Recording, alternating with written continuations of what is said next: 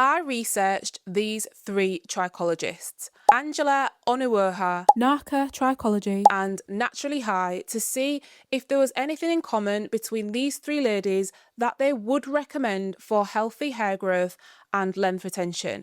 And yes, it was really interesting to see that they do share some of the same sentiments when it comes to hair growth. And I'm going to share with you the 6 things that they would recommend in this video. What's up, Curlies? Welcome back to my channel. It's your girl Kiki, and if you are new here, I do all things curly hair tips, product reviews and styling. Today's video is all about the 6 best tips from 3 trichologists that they would recommend when it comes to healthy hair growth and length retention. So without further ado, let's get straight into the video. The first thing that 2 of the 3 ladies actually advocate for is washing your hair on a frequent basis.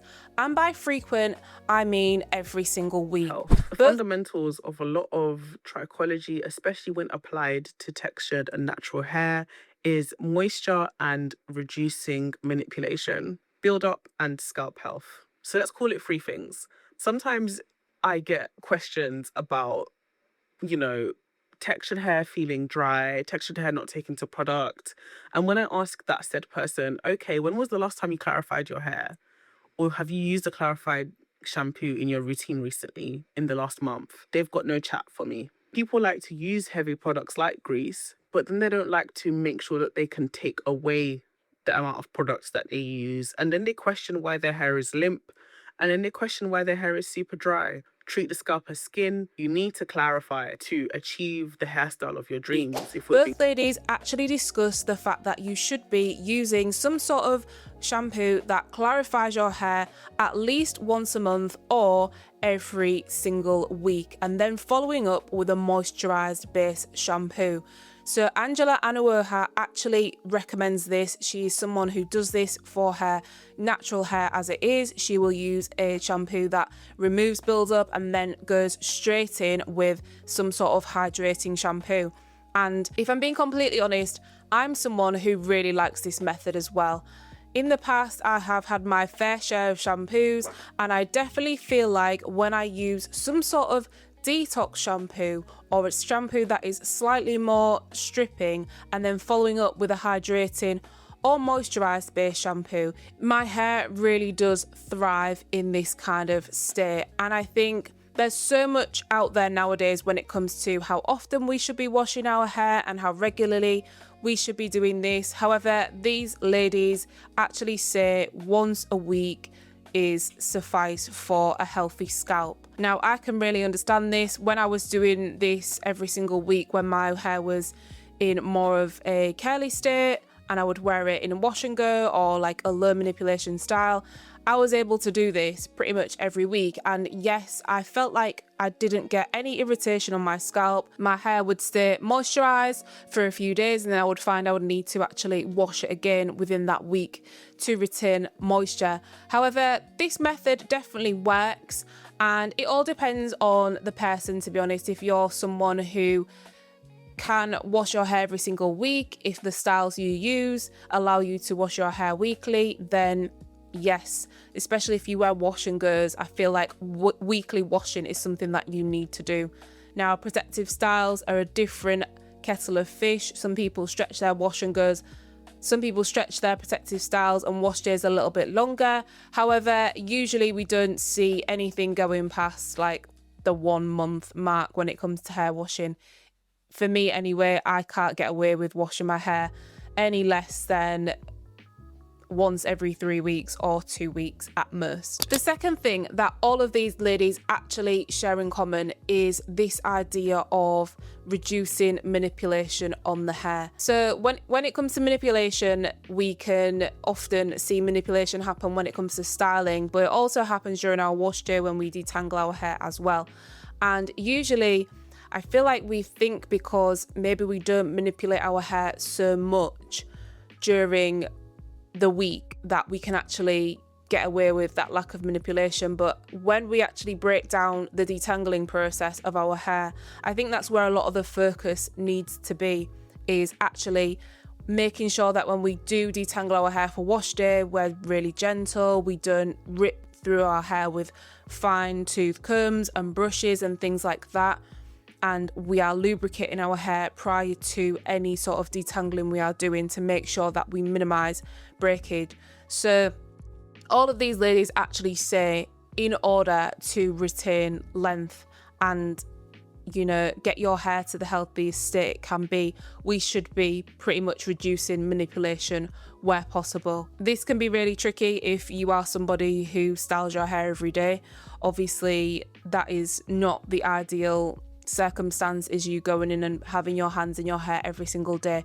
But styles that we can do that maybe require us to stretch the hair and then wear it out towards the end of the week, like a twist out or a braid out, something like that would be classed as pretty low manipulation. Or if you have like a wash and go maybe, and then you wear it in like a loose bun and you don't really do much with the hair throughout the week, then that can technically be classed as low manipulation.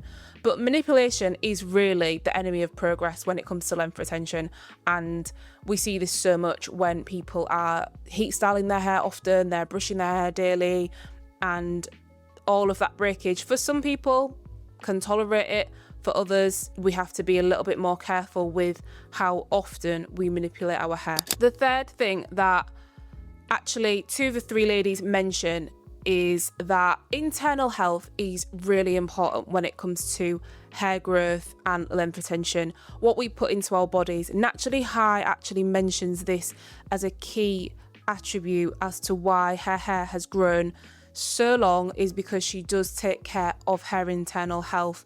Things like micronutrients are important, macronutrients, protein, having a fit and healthy lifestyle is all part of what has helped her grow her hair to the length that it is now. And similarly with Nakata, she also mentions internal health and the fact that if you are not getting certain things within your diet, it is not optimum for hair growth. And a lot of tests when we get our blood work done actually may put us on a normal scale for some of the things our hair needs, but when it comes to actual hair growth, our hair needs a little bit more because it is not a vital organ. Therefore, the other organs in our body will use these nutrients first and then the hair will get it last. So just thinking more about our internal health and our hormones. So we will hear what Naturally High has to say on this topic. Your hair is not a vital organ, and so if your body is not being cared for, it won't produce beautiful, healthy, strong hair. Are you eating enough? Are you sleeping enough? If you're not getting enough protein, iron, and overall calories in your diet, your hair may not be living up to its full potential. Other things to consider here are your vitamin D levels, your iron, especially if you have heavy periods or you primarily eat plant products, and other tests depending on your background and medical history. You might want to consider getting a blood test so that you can understand your starting point better. Unfortunately, depending on where you live, you may be told that everything is fine because your results lie within the normal range. This is based on averages. And unfortunately, as far as vitamin D is concerned, the range that's established is based on not having a level so low that you develop rickets. But there are other forms of dysfunction, for example, with your hair growth, with your mood, and with your immunity that can occur long before your levels are low enough for you to develop rickets. So the fourth thing that these ladies actually discuss and share when it comes to length retention is this idea of sealing the hair. When we are moisturizing, going in with a product that is going to actually seal in that moisture and prevent it from evaporating away from the hair and losing the efficiency of it way too quickly. So that's things like, after hydrating our hair with water, we apply a moisturizing product, for example, your leave-in conditioner product, and then you go in with an oil or a butter to seal in that product across the mid-lengths or the ends of your hair, whichever you choose to do. And this is a step that I think is really, really important. Now, I'm somebody who would skip this step. A few years ago, I stopped using so many oils, and it was not because of any particular reason. It was just number one, pure laziness on my behalf, and number two, oils. Oils for me are a little bit annoying to use. I feel like sometimes they're a bit messy, and my hair, because it's fine, can't really tolerate heavy oils. A lot of oils that are marketed today are quite heavy, especially when it comes to natural hair care. So I tend to get on with more the lighter oils, the argan oils and the oil blends that are a lot lighter for the hair, as opposed to going in with like a castor oil or something like that.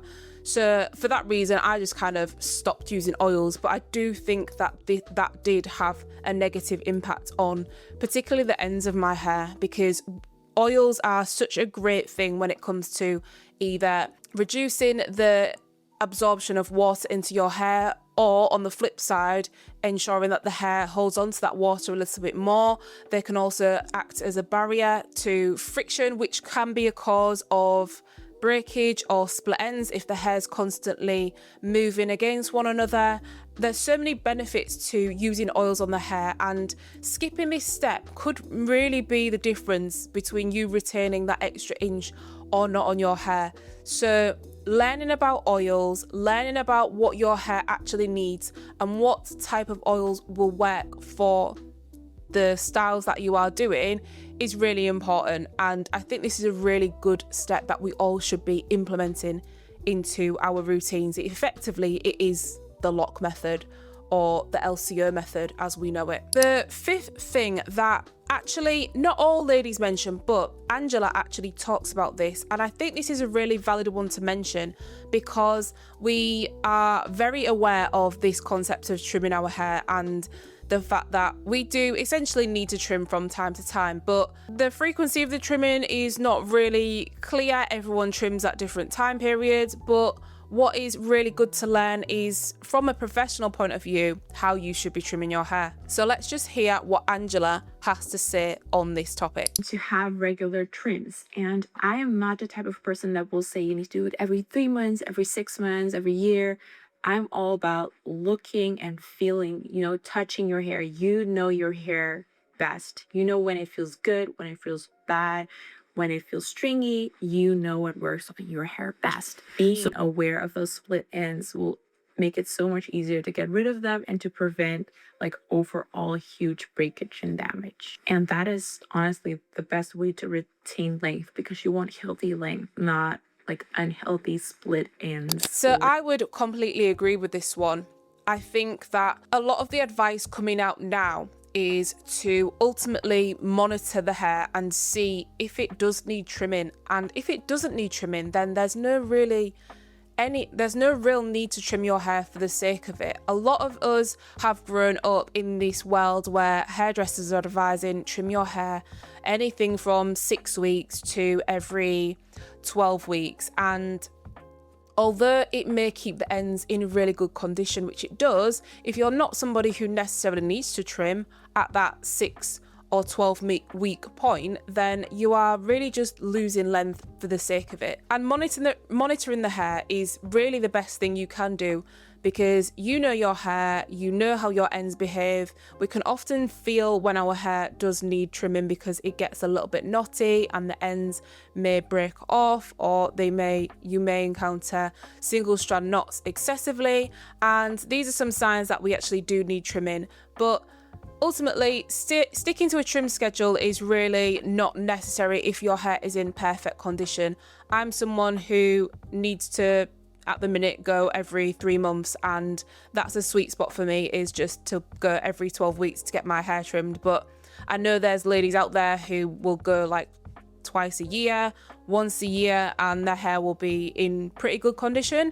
So it's all really down to you looking after your hair and maintaining those ends so you can avoid trimming if length retention is your ultimate goal. So the sixth and final thing that all of these ladies actually say, this is one of the most consistent themes throughout of these ladies' videos, is that you stick to a routine that is simple and you can keep consistently. So often where we may go wrong is we may develop routines that are too ambitious for our lifestyle or our budget, or just maintaining on a day-to-day or weekly basis. And it's all well and good as having these goals of, I want to do, you know, hot oil treatments on this day, and I want to trim every this day, and I want to do deep conditioner this day, I want a protective style. But do you really have the time and the facilities to be doing all of those things? And that is where we fall off, where we maybe set ambitious goals for our hair that ultimately we can't keep up with on a weekly basis because life happens. And I could really resonate with this one because I'm somebody who, I'm very low maintenance when it comes to my hair. I like to have my hair done in a low manipulation style for the week, and I don't want to touch it throughout the week. The most I will do is moisturize it throughout the week, but I don't want to be taking it down. I don't want to be styling it. I don't want it to take me too long in the morning. And if I maybe opted for a hairstyle that required me to put in more time and effort on a daily basis, I wouldn't be very consistent with it. So finding a routine, something simple and effective that works for you and you can stick to consistently over a period of time, is ultimately the overarching theme of how you grow and retain, you know, length. Even when it comes to the internal factors, we have goals for our diet maybe and our fitness levels, but if we aren't able to exercise them consistently, then we're not going to meet them. And it's the same with our hair. So finding a routine, finding products that work, not consistently switching things up and changing things when it doesn't necessarily need to be changed, is probably a factor that will go against you. And I'm someone who can speak from experience because I do chop and change a lot of the time when it comes to hair products in particular, not so much my styles and the ways and the methods that I style my hair, but definitely products is an area that I need to go back to basics, really just figure out what works for me and stick to that. Hope you enjoyed this video on the 6 best hair care and length retention tips when it comes to trichologists and hair. Let me know in the video if these are some tips that you use already, and I will see you in the next one.